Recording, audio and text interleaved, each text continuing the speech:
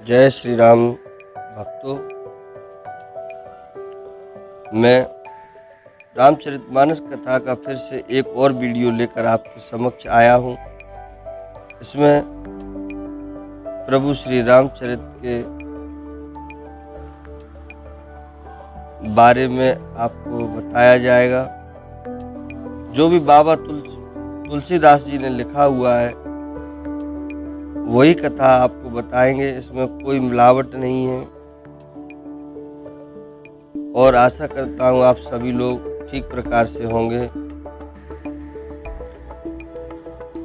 चलिए कथा को शुरू करते हैं। जैसा कि पहले आपने सुना था कि राजा प्रताप भानु अपने आगे वाले जन्म में रावण नाम से विख्यात हुआ और उसने लंकापुरी में अपनी नगरी बसाई। अब देखते हैं आगे क्या होता है। चलिए, तो पहले वहां बड़े बड़े योद्धा राक्षस रहते थे। देवताओं ने उन सबको युद्ध में मार डाला। अब इंद्र की प्रेरणा से वहां कुबेर के 1 करोड़ रक्षक यक्ष लोग रहते हैं। कहाँ? जो लंकापुरी है वहां पर। रावण को कहीं ऐसी खबर मिली, तब उसने सेना सजाकर किले को जा घेरा।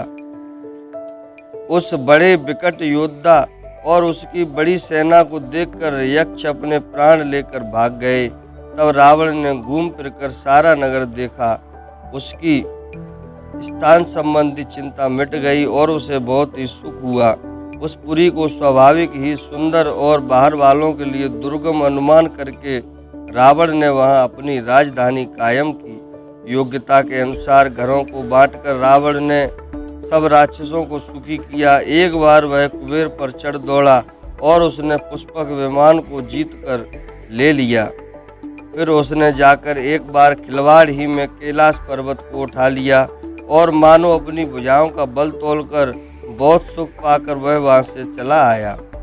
सुख संपत्ति, पुत्र, सेना, सहायक, जय, प्रताप, बल, बुद्धि और बड़ाई, ये सब उसके नित्य नए वैसे ही बढ़ते जाते थे जैसे प्रत्येक लाभ पर लोभ बढ़ता है।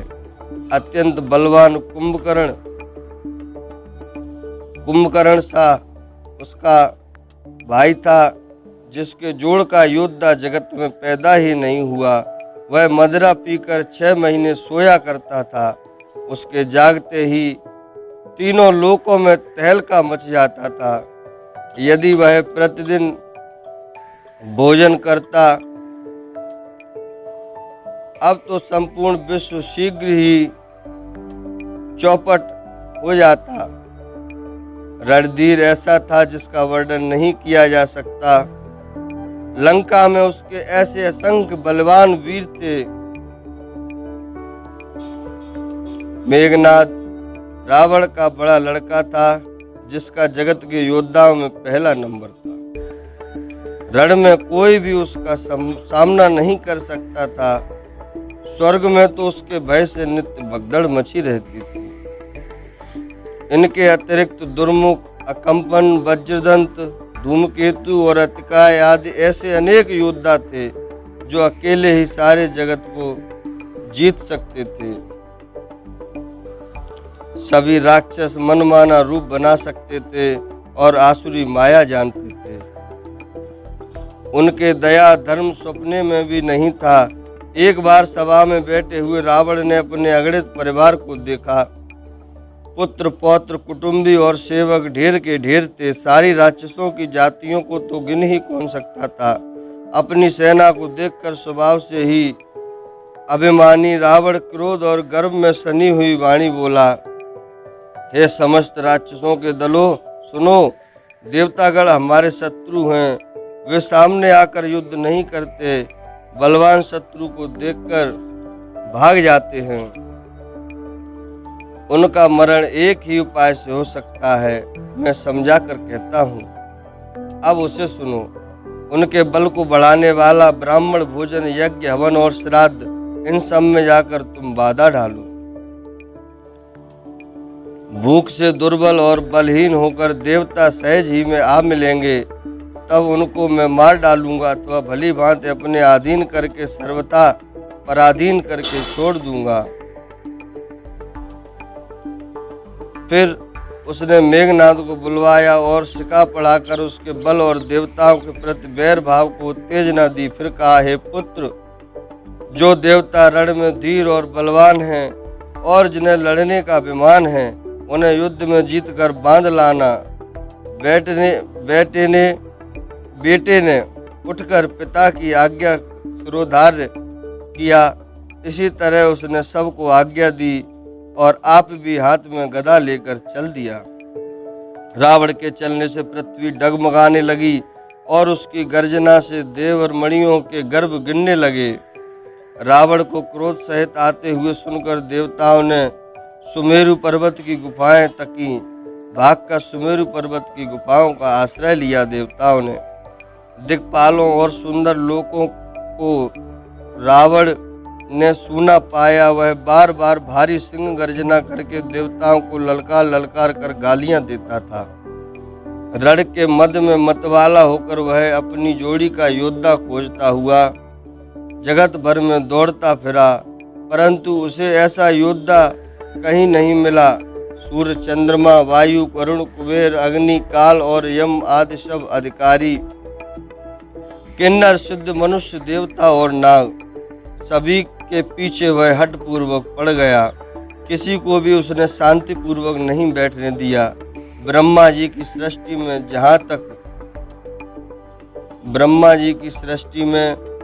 जहाँ तक शरीरधारी स्त्री पुरुष थे, सभी रावण के अधीन हो गए। डर के मारे सभी उसकी आज्ञा का पालन करते थे और नित्य आकर नम्रता पूर्वक उसके चरणों में सिर नवाते थे। उसने भुजाओं के बल से सारे विश्व को वश में कर लिया, किसी को स्वतंत्र नहीं रहने दिया। इस प्रकार मंडली राजाओं का शिरोमणि सार्वभौम सम्राट रावण अपने इच्छानुसार राज्य करने लगा। देवता, यक्ष, गंधर्व, मनुष्य, किन्नर और नागों की कन्याओं तथा बहुत सी अन्य सुंदरी और उत्तम स्त्रियों को उसने अपनी भुजाओं के बल से जीतकर ब्याह लिया। मेघनाद से उसने जो कुछ कहा उसे उसने मेघनाद ने मानो पहले से ही कर रखा था, अर्थात रावण के कहने भर की देर थी। उसने आज्ञा पालन में तनिक भी देर नहीं की। जिनको रावण ने मेघनाद से पहले ही आज्ञा दे रखी थी, उन्होंने जो करतूतें की उन्हें सुनो। सब राक्षसों के समूह देखने में बड़े भयानक, पापी और देवताओं को दुख देने वाले थे। वे असुरों के समूह उपद्रव करते थे और माया से अनेकों प्रकार के रूप धरते थे। जिस प्रकार धर्म की जड़ कटे, वे वही सब वेद विरुद्ध काम करते थे। जिस जिस स्थान में वे गौ और ब्राह्मण को पाते थे, उसी नगर, गांव और पूर्वे में आग लगा देते थे। उनके डर से कहीं भी शुभ आचरण, ब्राह्मण भोजन, यज्ञ, श्राद्ध आदि नहीं होते थे। देवता, ब्राह्मण और गुरु को कोई नहीं मानता था। न हरि भक्ति थी, न यज्ञ तप और न ज्ञान था। वेद और पुराण तो स्वप्न में भी सुनने को नहीं मिलते थे। जप, योग, वैराग्य, तप तथा यज्ञ में देवताओं के भाग पाने की बात रावण कहीं कानों से सुन पाता तो उसी समय स्वयं उठ दौड़ता, कुछ भी रहने नहीं पाता। वह सबको पकड़कर विध्वंस कर डालता था। संसार में ऐसा भ्रष्ट आचरण फैल गया कि धर्म तो कानों में भी सुनने में नहीं आता था। जो कोई वेद और पुराण कहता, उसको बहुत तरह से त्रास देता और देश से निकाल देता था। राक्षस लोग जो घोर अत्याचार करते थे, उसका वर्णन नहीं किया जा सकता। हिंसा पर ही जिनकी प्रीति है, उनके पापों का क्या ठिकाना। पराय धन और पराई स्त्री मन चलाने वाले दुष्ट, स्त्री पर मन चलाने वाले दुष्ट और चोर और जुआरी बहुत बढ़ गए। लोग माता पिता और देवताओं को नहीं मानते थे और साधुओं की सेवा करना तो दूर रहा, उल्टे उनसे सेवा करवाते थे। श्री राम जी की इस कथा में भगवान शिव जी कहते हैं, हे भवानी, जिनके ऐसे आचरण हैं उन सब प्राणियों को राक्षस ही समझना। इस प्रकार धर्म के प्रति लोगों की अतिशय गिलानी देखकर पृथ्वी अत्यंत भयभीत एवं व्याकुल हो गई। वह सोचने लगी कि पर्वतों, नदियों और समुद्रों का बोझ मुझे इतना भारी नहीं जान पड़ता जितना भारी मुझे एक परद्रोही लगता है। पृथ्वी सारे धर्मों को विपरीत देख रही है, पर रावण से भयभीत हुई वह कुछ बोल नहीं सकती। अंत में हृदय में सोच विचार कर गऊ का रूप धारण कर धरती वहां गई जहां सब देवता और मुनि छिपे थे।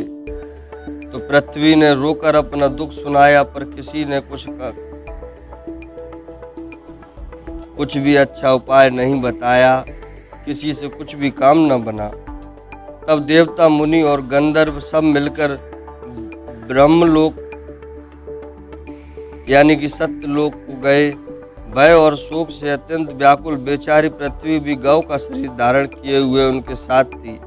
ब्रह्मा जी सब जान गए। उन्होंने मन में अनुमान किया कि इसमें मेरा कुछ भी वश नहीं चलने का। तब उन्होंने पृथ्वी से कहा कि जिसकी तू दासी है वही अविनाशी हमारा और तुम्हारा दोनों का सहायक है।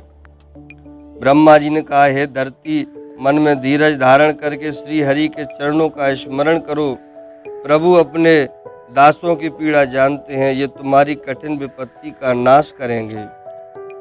सब देवता बैठकर विचार करने लगे कि प्रभु को कहाँ पावें ताकि उनके सामने पुकार करें। कोई बैकुंठपुरी जाने को कहता और कोई कहता कि वही प्रभु क्षीर समुद्र में निवास करते हैं। जिसके हृदय में जैसी भक्ति और प्रीति होती है प्रभु वहाँ उसके लिए सदा उसी रीति से प्रकट होते हैं। हे पार्वती, उस समाज में मैं भी था। अवसर पाकर मैंने एक बात कही, मैं तो यह जानता हूँ कि भगवान सब जगह समान रूप से व्यापक हैं, प्रेम से वे प्रकट हो जाते हैं। देश, काल, दिशा, विदिशा में बताओ ऐसी जगह कहाँ है जहाँ प्रभु ना हो। वे चराचरमय होते हुए भी सबसे रहित हैं और विरक्त हैं। वे प्रेम से प्रकट होते हैं जैसे अग्नि। मेरी बात सबको प्रिय लगी। ब्रह्मा जी ने साधु साधु कहकर बड़ाई की। मेरी बात सुनकर ब्रह्मा जी के मन में बड़ा हर्ष हुआ। उनका तन पुलकित हो गया और नेत्रों से आंसू बहने लगे। तब वे धीर बुद्धि ब्रह्मा जी सावधान होकर हाथ जोड़कर स्तुति करने लगे।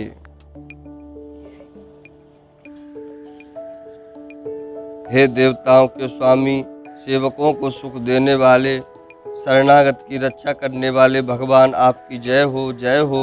हे गौ ब्राह्मणों का हित करने वाले, असुरों का विनाश करने वाले, समुद्र की कन्या श्री लक्ष्मी के प्रिय स्वामी, आपकी जय हो। हे देवता और पृथ्वी का पालन करने वाले, आपकी लीला अद्भुत है, उसका भेद कोई नहीं जानता। ऐसे जो स्वभाव से ही कृपालु और दीन दयालु हैं वे ही हम पर कृपा करें। हे अविनाशी, सबके हृदय में निवास करने वाले, अंतर्यामी, सर्वव्यापक, परम आनंद स्वरूप, अज्ञेय, इंद्रियों से परे, पवित्र चरित्र, माया से रहित मुकुंद, मोक्षदाता, आपकी जय हो, जय हो। इस लोक और परलोक में सब भोगों से विरक्त तथा मोह से सर्वथा छूटे हुए ज्ञानी मुनि वृंद भी अत्यंत अनुरागी प्रेमी बनकर जिनका रात दिन ध्यान करते हैं और जिनके गुणों के समूह का गान करते हैं, उन सच्चिदानंद की जय हो।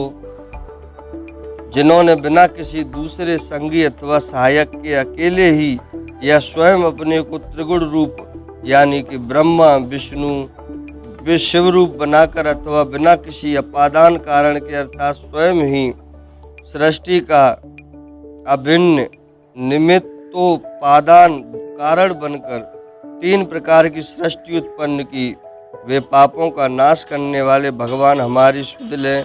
हम न भक्ति जानते हैं न पूजा, जो संसार के भय का नाश करने वाले, मुनियों को मन को आनंद देने वाले और विपत्तियों के समूह को नष्ट करने वाले हैं। हम सब देवताओं के समूह मन, वचन और कर्म से चतुराई करने की बांध छोड़कर उन भगवान की शरण आए हैं।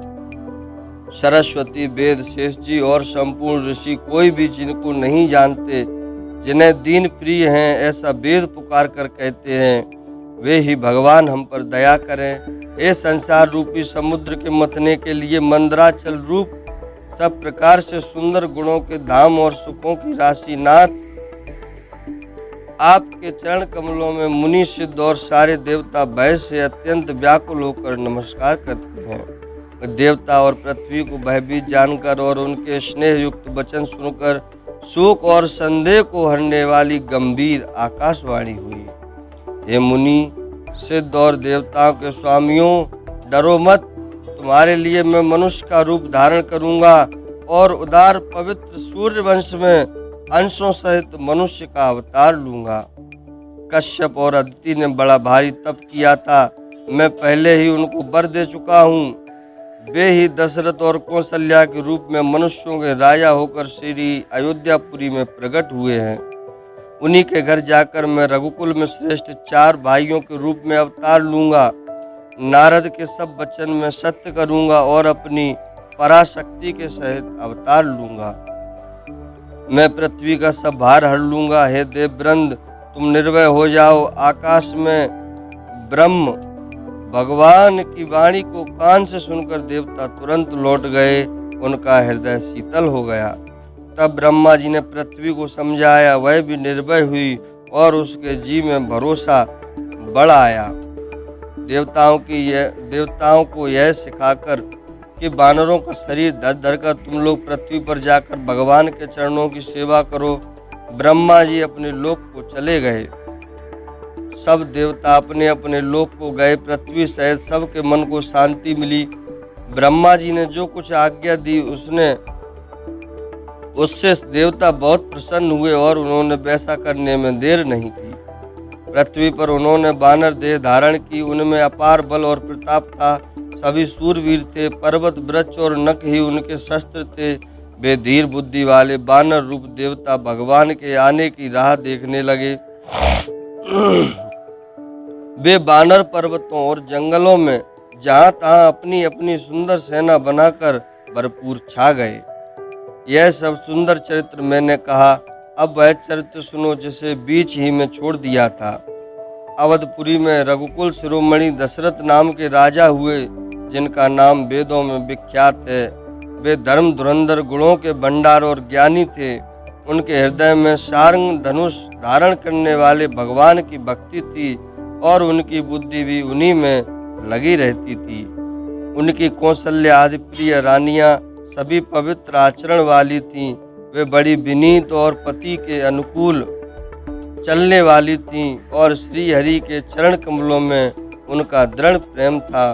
बोलिए श्यावर रामचंद्र भगवान की जय। तो भक्तों, आज की श्री रामचरितमानस कथा को यहाँ पर विराम देते हैं और इस कथा में जो भी आपको त्रुटि लगी हो उसके लिए आपसे क्षमा चाहते हैं, हृदय से आपसे क्षमा चाहते हैं और आशा करते हैं कि आप सब लोग इस कथा को सुनेंगे और इसकी बातों को अपने मन में धारण करेंगे। जय श्री राम।